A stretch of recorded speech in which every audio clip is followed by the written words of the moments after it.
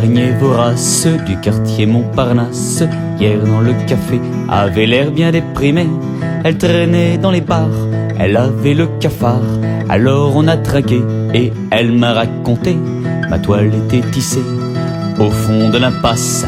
J'étais sans pitié, j'attrapais tout ce qui passe. Les mouches, les moucherons, les jolis papillons en robe bariolée venus des beaux quartiers.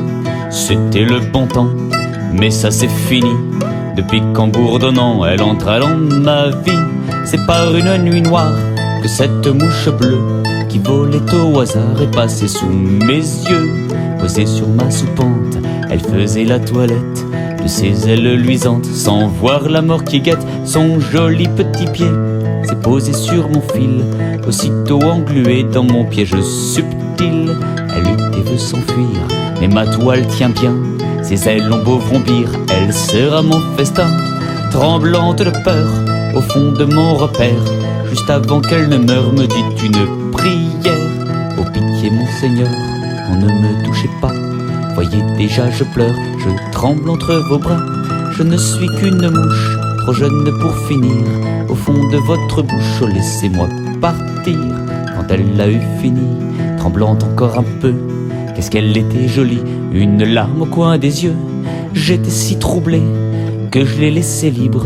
Elle s'est en allée, mais depuis je ne peux plus vivre. J'ai beau me remplir la panse, tout est fade, tout est tiède.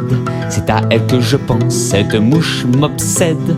Quand elle passe insouciante au-dessus de ma soupente, je voudrais la tenir contre moi et lui dire: jolie petite mouche, n'aie pas peur de moi.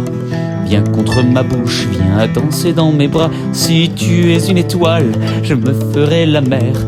Et si tu mets les voiles, je serai ton corsaire. Est-ce que j'ai un espoir?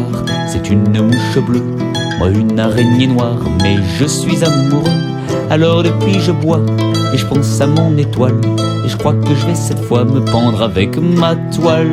Il était tellement tard qu'il était presque tôt quand je sortis du bar, l'araignée sur mon dos. Elle était tellement triste et tellement bourrée qu'elle tenait plus en piste, je l'ai raccompagnée. Mais sitôt sur le trottoir, en son refrain, adieu le cafard, l'araignée s'éveillait.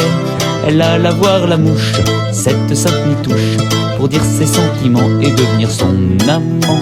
L'histoire finirait là, il resterait à rêver d'une jolie petite mouche au bras d'une araignée, enlacée tendrement en villégiature, dans le soleil couchant sur la côte d'Azur. Mais près de chez la mouche, l'araignée affamée fit une guêpe louche qui faisait les entrées. Sa taille fine prise dans une robe tigrée, une friandise pour la grosse araignée.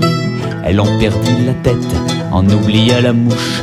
Elle aborda la guêpe, elle était peu farouche. Bonsoir mademoiselle, est-ce qu'on peut discuter?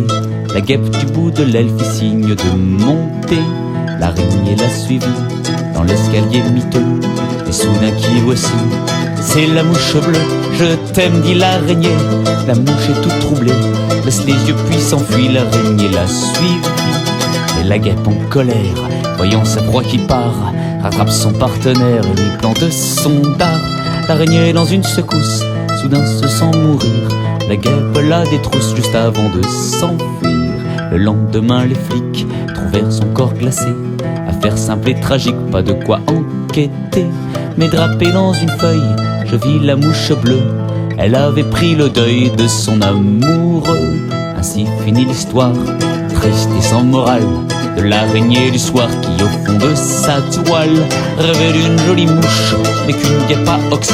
Si cette histoire vous touche, je vous en